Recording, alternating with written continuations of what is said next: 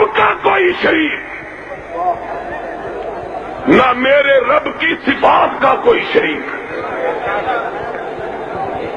نہ میرے رب کا کوئی شریک،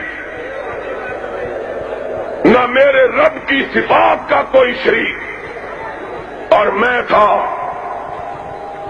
جس نے کہا تھا اسی طرح نہ میرے مصطفیٰ کا کوئی شریک، نہ اس کے اوصاف کا کوئی شریک۔ لوگوں، ظلم کا آغاز اس دن ہوا جب نبوت کے خصائص کو غیر نبیوں کے لیے بلایا جانے لگا۔ میں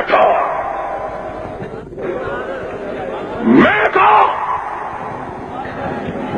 جس نے یہ کہا تھا، اور خاموش ہو جاؤ،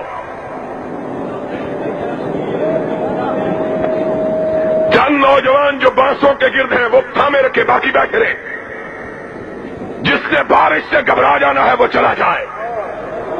ہمارا ساتھ وہ دے جو محمد کی نبوت کے لیے چھاتیاں گولیوں کے سامنے کھڑا کرے۔